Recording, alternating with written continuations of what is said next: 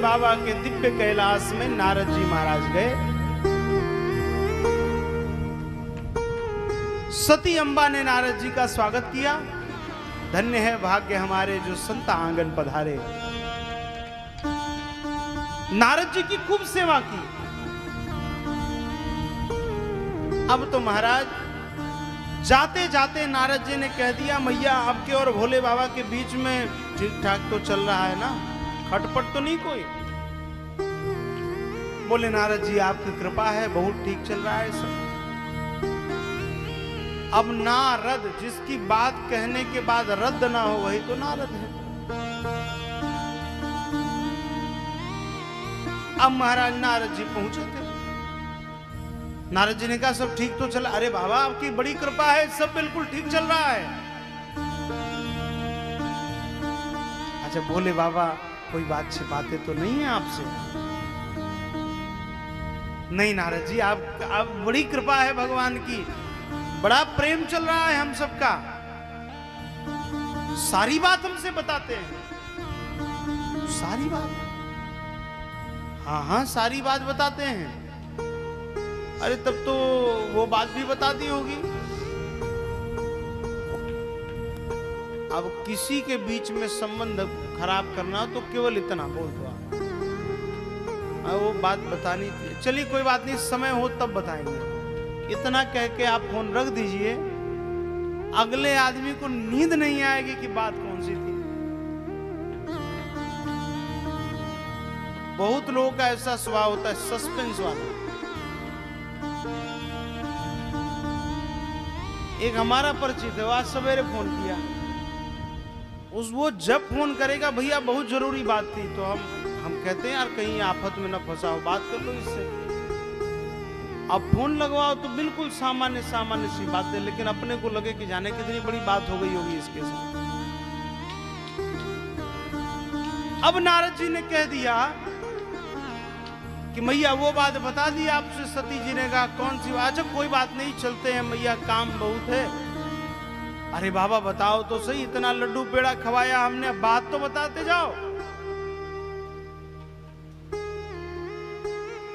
ये शिव जी के गले में जो नरमुंडों की माला है, वो किसके मुंडों की माला है, ये बात कभी आपसे बताई? अब सती जी सोच में पड़ गई। अब इतने में देखा नारद जी के सामने भोले बाबा भूत बैताल लिए चले आ रहे हैं। अब वो आके बीणा के 56 टुकड़े कर दें, इससे पहले निकल चलो अपना काम तो हो गया जितना होना था। अब नारद जी महाराज वहां से निकल चले। अब शिव जी आए। अब जो सती अम्बा द्वार पर जल लिए खड़ी रहती थी, भोले बाबा जल पी लो, प्रसाद तैयार है, हाथ धो लो। आज तो शिव जी ने जो जल मांगा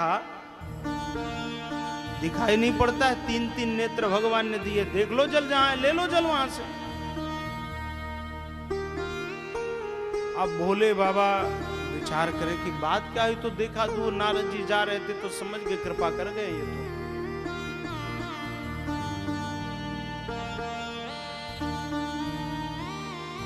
अब शिव जी बोले देवी बात क्या है? अरे बात क्या है, इतने बड़े दक्ष प्रजापति की बेटी थी, ऐसे अड़बंगी भिखारी के यहाँ लाकर ब्याह दिया, न खाने की व्यवस्था न पीने की व्यवस्था। और तो और आजकल तो बात भी छिपाने लगे हैं। जाने क्या इनके पास छिपाने को है? रहने के लिए कैलाश के बर्फ वाले पहाड़, इसमें भी छिपाने की बात कोई है? भोले बाबा ने समझाया, बोले देवी बात क्या हुई ये तो बताओ पहले, हमने क्या छिपाया आपसे? तब सती अम्बा ने कहा कि प्रभु आप मुझसे बहुत प्रेम करते हैं। शिव जी ने कहा हाँ प्रेम तो करते हैं तुमसे, आप मुझसे कोई बात नहीं छिपाते हैं। शिव जी ने कहा अभी तक तो नहीं छिपाई। आप ये बताइए, आपके गले में जो नरमुंडों की माला है, ये किसके मुंडों की माला है? शिव जी अचंभित हो गए, ये क्या पूछा? शिव जी ने बात को टालना चाहा, सती जी पीछे पड़ गई। तब शिवजी ने कहा कि देवी तुम इतना पूछती हो तो हम बता देते हैं, ये और किसी के मुंडों की माला नहीं है, ये अब तक तुम्हारे जितने बार अवतार हुए हैं उन मुंडों की माला है।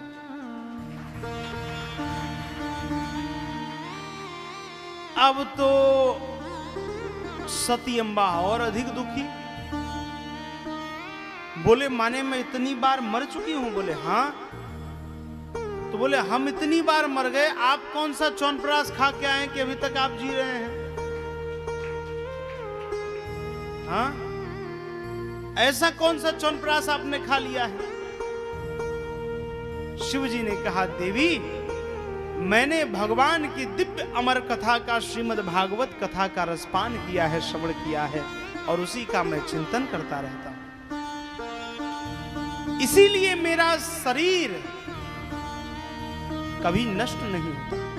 निराकार ओंकार मूलम तुरीयम गिरा ज्ञान गोतीतमीशम गिरीशम करालम महाकाल कालम कृपालम गुणागार संसार पारम नतो हम।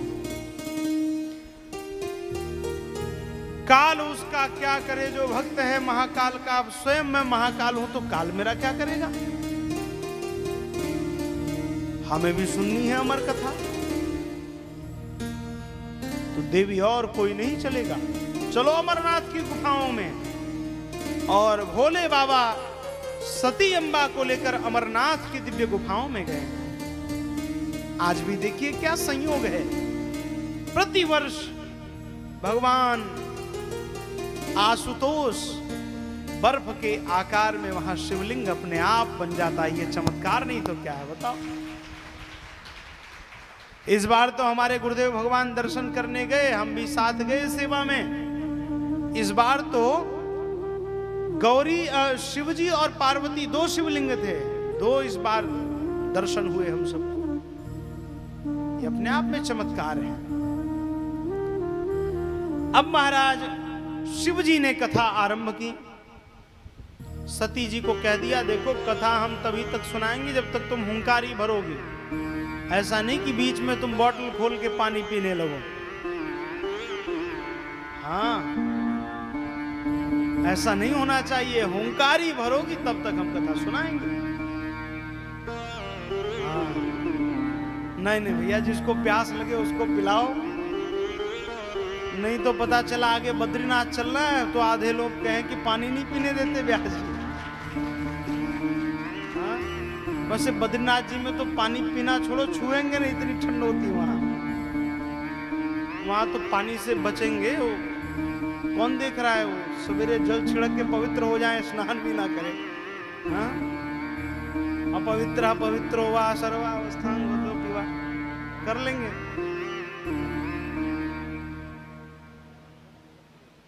अब महाराज शिव जी ने कथा आरंभ की। सती मैया हुंकारी भर रही है। उसी समय गुफा में एक पक्षी का अंडा था, उसके अंदर एक जीव पल रहा था। अमर कथा को सुनते सुनते उसके भीतर चेतना आ गई, चेतना आ गई।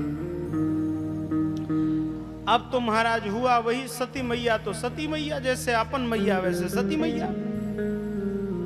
अब दसम स्कंद के में की कथा में निद्रा आई सती मैया को, जैसे हमें आपको आ जाती है। वो तो फिर निद्रा आ गई तो फिर सामने व्यास जी नहीं दिख रहे, कुछ नहीं दिखता। फिर तो बस कितनी जल्दी बिस्तर मिले। देखो जब राम जी ने कुंभकर्ण को मारा तो निद्रा देवी आके रोने लगी राम जी के पास, और रोए चित्कार कर करके। राम जी ने पूछा रोती क्यों है? निद्रा देवी ने कहा प्रभु हमारा एक ही तो बढ़िया ग्राहक था, वो भी आपने निपटा दिया।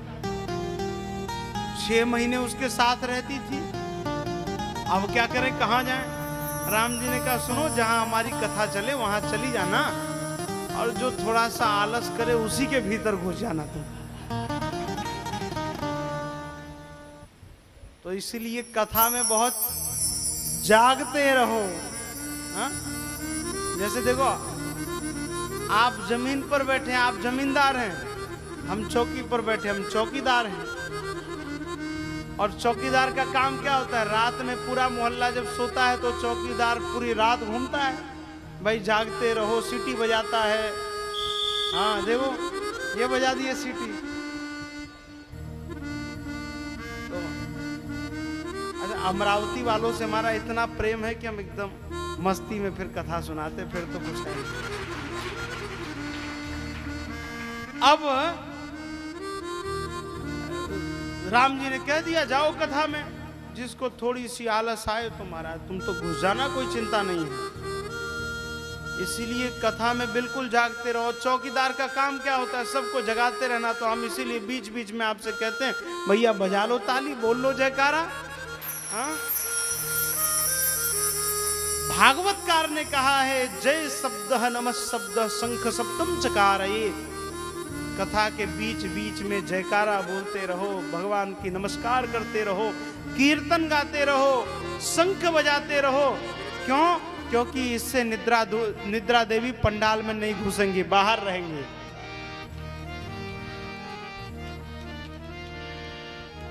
इसलिए बिल्कुल जागते रहो। अब सती मैया को निद्रा आ गई तो हम सब कहां हैं? हम लोग तो दूर दूर तक नहीं है उनके सामने। अब महाराज सती मैया को जो नींद आई, निद्रा आई, उस अंडे में पल रहे सुख पक्षी के भीतर चेतना आ गई थी। अंडा फोड़कर बाहर आ गया था और जैसे ही देखा कि सती मैया सो गई, हुंकारी नहीं भर रही है, तो वह स्वयं हुंकारी भरने लगा। भगवान ने माखन चुराया, हुंकारी देने लगा। शिव जी कथा सुनाते रहे। अब यादव स्थली की कथा एकादश स्कंद में 11वें स्कंद में जब पूरे यदुवंशी आपस में लड़कर समाप्त हो गए, तब सती मैया की निद्रा खुली।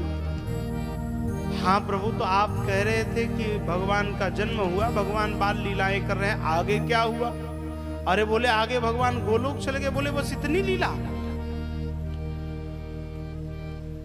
शिव जी ने कहा क्यों, कथा तुमने नहीं सुनी? सती जी ने कहा प्रभु क्षमा करिएगा, लेकिन थोड़ा सा बीच में निद्रा रानी की कृपा हो गई थी। अब तो लीला करने के लिए शिव जी ने कहा अगर तुम सो गई थी तो हुंकारी कौन भर रहा था? त्रिशूल लेकर दौड़े शिव जी, और वह पक्षी जो उस गुफा में बैठ करके अमर कथा का रसपान कर रहा था, वह गुफा से उड़ चला है।